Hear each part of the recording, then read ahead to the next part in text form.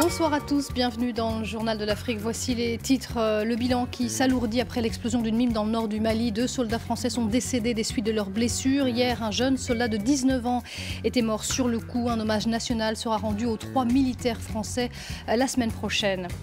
Près de 200 lycéens par classe, c'est l'une des écoles les plus surpeuplées d'Afrique du Sud. Son principal intente une action en justice contre l'État. Il réclame une aide d'urgence. Vous verrez le reportage de nos correspondants à Umtata dans la province orientale. Et puis on va parler de l'afro-rap avec nos invités. Un mouvement musical alliant la musique africaine traditionnelle et le rap. Afrobeats, un album qui rassemble la crème des artistes de cette nouvelle génération, sort à la fin du mois. Et on reçoit sur ce plateau le rappeur, producteur Passy et l'artiste Younes qui sont tous deux à mes côtés. Bonsoir. C'est donc le bilan le plus lourd lors d'un même incident depuis le début de l'opération Barkhane en août dernier. Les 3 soldats tués qui appartenaient au même régiment ont été touchés par l'explosion d'une mine au passage de leur véhicule alors qu'il approchait de la ville de Thessalite. Le récit de Florence Tomaso. C'est à bord d'un blindé comme celui-ci que les 3 soldats français ont été tués dans le nord du Mali. Le groupe avait quitté vendredi la ville de Gao dans le sud pour Thessalite lorsqu'une mine a explosé sur son passage. Gaël Poussing, âgé de 19 ans, meurt sur le coup. Aussitôt, l'Élysée transmet un communiqué de condoléances à la famille. 3 autres soldats sont blessés et évacués en France pour y être soignés. Mais 2 d'entre eux ont finalement succombé à leurs blessures ce mercredi matin. Les victimes appartenaient toutes au 511e régiment du train basé à Auxonne en Côte d'Or, où les drapeaux ont été mis en berne. Depuis le début de l'intervention française au Mali en janvier 2013, 17 soldats français sont morts. Aujourd'hui, l'opération Barkhane, qui a pris le relais de l'opération Serval, mobilise toujours 3500 militaires dans les pays du Sahel, dont 1300 au Mali, pour lutter contre les groupes djihadistes et favoriser la stabilité dans la région. Même si l'intervention française a permis de chasser les islamistes d'une partie du pays, certains groupes restent encore très actifs, notamment dans le nord. Et le Mali à nouveau victime d'une attaque la nuit dernière. L'armée affirme avoir repoussé des djihadistes présumés dans la localité de Boni, pas loin de la frontière avec le Burkina Faso. Un assaillant a été tué et 5 autres arrêtés. Une cérémonie ce mercredi en mémoire des 19 victimes de l'attaque djihadiste de Grand Bassam, une attaque revendiquée par AQMI qui a eu lieu il y a un mois, jour pour jour. C'était le premier attentat terroriste sur le sol ivoirien. Un mois plus tard, l'enquête avance à grands pas selon les autorités. 83 personnes ont été interpellées, des cellules dormantes démantelées. C'est ce qu'a révélé ce mercredi le ministre ivoirien de l'Intérieur. Les précisions d'Anna Sylvestrener à Abidjan. Bassam doit se relever pour que le terrorisme ne gagne jamais. Voilà le message que sont venus délivrer 6 ministres du gouvernement ivoirien en ce triste jour anniversaire à Grand Bassam. 200 millions de francs CFA, environ 300 000 euros ont également été remis aux opérateurs économiques de la ville, hôteliers, restaurateurs très durement touchés depuis ces attaques. Face aux terroristes qui veulent le chaos, c'est un message de paix, de vivre ensemble, de solidarité qui est venu délivrer Ahmed Bakayoko, le ministre de la Sécurité et de l'Intérieur ivoirien, qui a également assuré que l'enquête avançait très rapidement. Je vous propose de l'écouter. Nous avons réussi à savoir d'où vient le mal en ce qui concerne la catastrophe de Bassam et aujourd'hui des personnes sont activement recherchées, au Mali particulièrement, mais identifiées. C'est très important. Ça veut dire qu'eux-mêmes là, ils ne vivent plus comme avant. La terreur a changé de camp.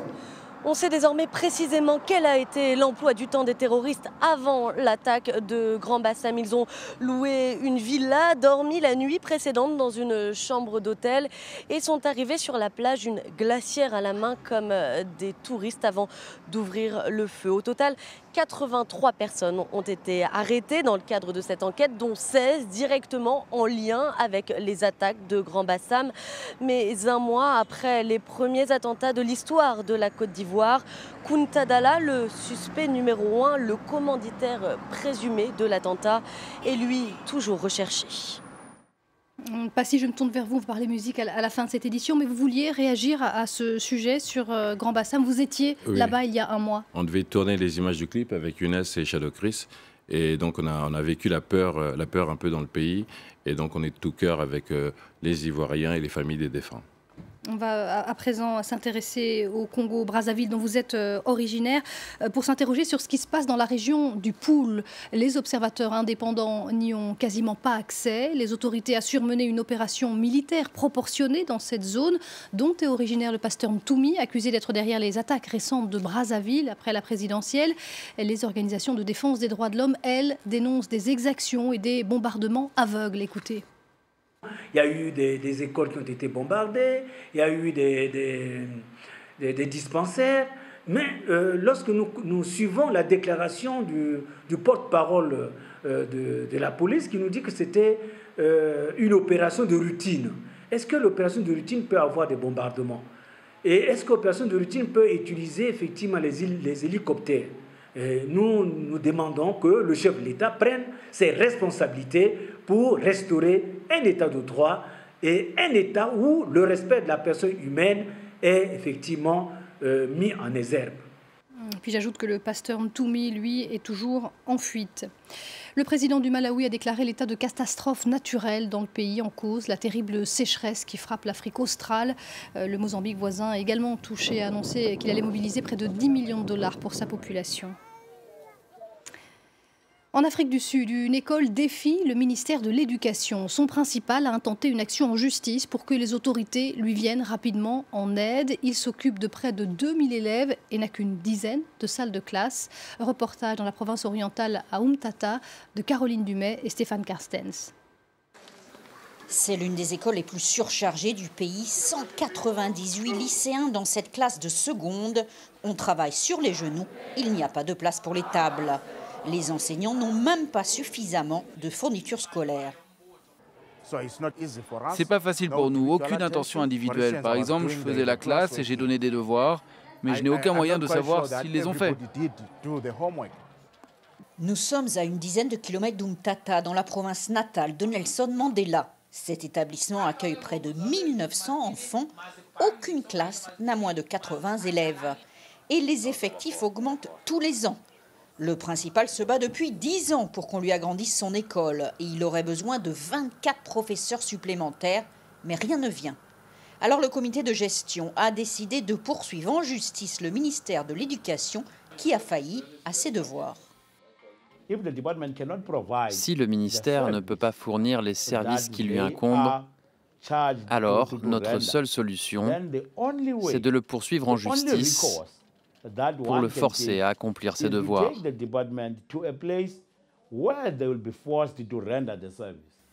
La plainte était à peine déposée qu'un bulldozer est arrivé. Mais les nouvelles salles de classe qui seront prêtes le mois prochain sont en plastique. À moitié satisfait, le principal espère que ces classes temporaires seront vite remplacées par une infrastructure adéquate. Je vais continuer à me battre. En 1955, les gens de mon pays se sont retrouvés à Kliptown et ont décrété que les portes de l'éducation devaient être ouvertes à tous. Mais quelles portes allez-vous ouvrir s'il n'y a pas d'école ? Vuyani Langa vient de remporter le prix de meilleur principal de l'année, car malgré toutes ces difficultés, il a eu l'an dernier 100% de réussite au baccalauréat. Et on va parler de musique pour terminer ce journal et parler d'un mouvement en pleine expansion qui relie les continents, l'Afro-Rap.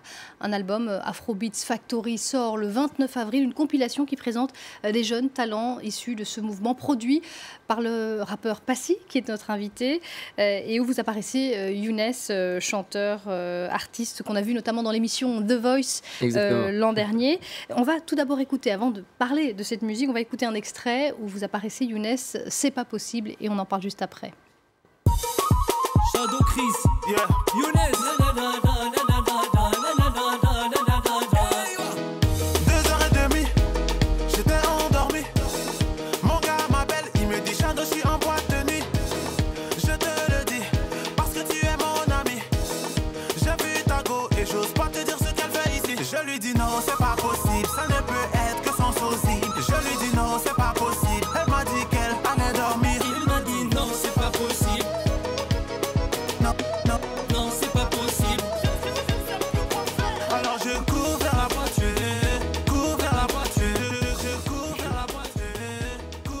possible avec vous Younes, avec le chanteur ivoirien Shadow Chris. Passy, donc vous produisez cet album, cette compilation. L'afro-rap, comment est-ce qu'on peut expliquer le succès de cette musique qui allie la musique africaine, les sons rail également, la musique nord-africaine avec le rap? Parce que je pense que l'Afrique est aujourd'hui la terre d'avenir, aussi bien par rapport aux grosses structures, aux grosses sociétés, par rapport à la mode avec le wax et aussi par rapport à sa musique. Je pense qu'il y a beaucoup de créativité, beaucoup de sonorités africaines qui peuvent encore faire danser beaucoup de gens à travers le monde. Donc c'est ce qui se passe de l'Europe aux États-Unis. Alors Passy, vous êtes d'origine congolaise, du Congo-Brazzaville. On vous connaît pour vos tubes, notamment avec le groupe Ministère Amer. Mais à quel moment vous avez vraiment fait entrer complètement cette musique africaine dans votre propre musique? Déjà à l'époque avec Bisson à Bisson en 1998, on a réuni la musique urbaine et la musique africaine. On a connu un très très gros carton avec Bisson à Bisson. On a fait des tournées dans toute l'Afrique. Et donc il y a toute une nouvelle génération qui s'est développée. Et donc voilà, on a même des bons compositeurs comme Shadow Chris qui, je pense, pourront même cartonner même aux États-Unis. Donc voilà pourquoi on surfe sur ça avec le label Infact. Et Younes, vous êtes, on vous décrit comme la nouvelle génération du rail. Vous êtes chanteur marocain. Comment est-ce que vous êtes entré en contact finalement avec Passy et avec ce rap? Le rail et le rap, ça fait aussi bon ménage. J'avais déjà fait une chanson à l'époque avec Passy en fait. On s'est vu, c'était la première fois. Après, dernièrement, il m'a fait écouter la nouvelle chanson qui c'est pas possible en fait. C'était pour moi un nouveau style. Je me suis dit, est-ce que Younes, tu es capable de chanter sur ce style ou pas? Parce que c'est pas mon style finalement. En fait, je suis rentré chez moi et j'ai fait que écouter de la chanson africaine en fait pour que je m'adapte à ce style-là. Donc ça a été une découverte finalement pour vous, une rencontre avec cette musique africaine. Exactement. Et en fait, c'est une chanson qui est restée dans ma tête en fait. J'arrêtais pas de répéter le refrain à chaque fois. Elle reste dans notre tête déjà aussi. Donc du coup, en fait, c'était un bon résultat et ça m'a fait vraiment plaisir de poser sur ce titre. En fait, c'est rare vraiment qu'on trouve la cohésion. Voilà, exactement. Passy, un mot de ce qu'on peut entendre, ce qu'on pourra entendre. Ça sort le 29 avril, Afrobeats Factory dans cette compilation. Il y a pas mal de duos vraiment intéressants. Il y a des duos et surtout des métissages musicaux. Donc on trouve des titres avec plusieurs entrées musicales, des influences, bon, pour celui-là, orientales, ivoiriennes, avec une histoire qui peut marcher même en Europe, en France. On trouve aussi du Cap-Vert, du Congo, mélangé toujours avec le style urbain. Donc ça va être un très très très beau voyage musical. Oui, on peut citer un duo avec Papa Wemba notamment. Ah oui, Amin Hope, Papa Wemba. Il y a aussi bien des Jackie Singela pour les anciens. Il y a des nouveaux à découvrir, ALP, Canel. Donc il y a énormément de choses. Il y a même Coller la Petite, je vois. Oui, il y a des titres, des classiques. Il y a quand même, voilà, il y a 12 titres inédits sur 18. Donc 6 titres compilés. Il y a aussi Yemi Alade. On représente un petit peu tous les coins de l'Afrique sur ce projet. Tous les coins de l'Afrique du Nord et le rap également. Merci beaucoup à tous les deux, Younes, Passy. Donc Afrobeats Factory, la compilation sort le 29 avril prochain. Et on va terminer évidemment en musique. On réécoute C'est pas possible. Et on se retrouvera pour le prochain journal.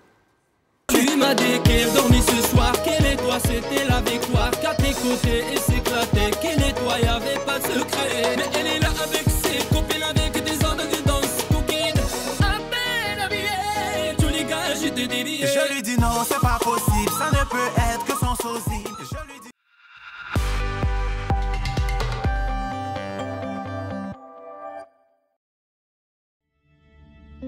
Le monde est-il vraiment prêt pour la voiture autonome?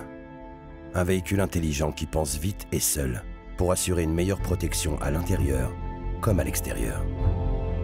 Prêt ou pas, l'automobile de demain est déjà là. Et c'est une Mercedes. Correction des trajectoires, freinage intuitif, stationnement autonome. La nouvelle classe E n'est plus un concept, c'est une réalité. Nouvelle classe E, un chef-d'œuvre d'intelligence. Mercedes-Benz, the best or nothing.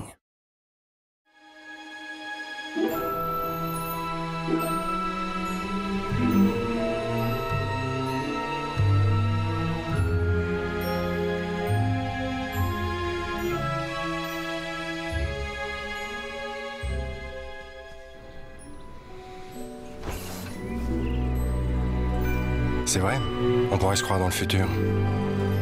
Notre avenir est électrique. Et il est déjà là.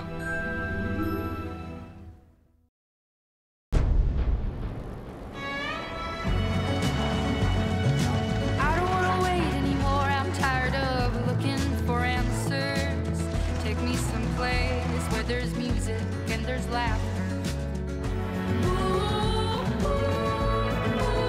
Renault Kadjar. Vivez plus fort. À partir de 289 € par mois, sans apport, sans condition, 4 ans d'entretien et de garantie inclus.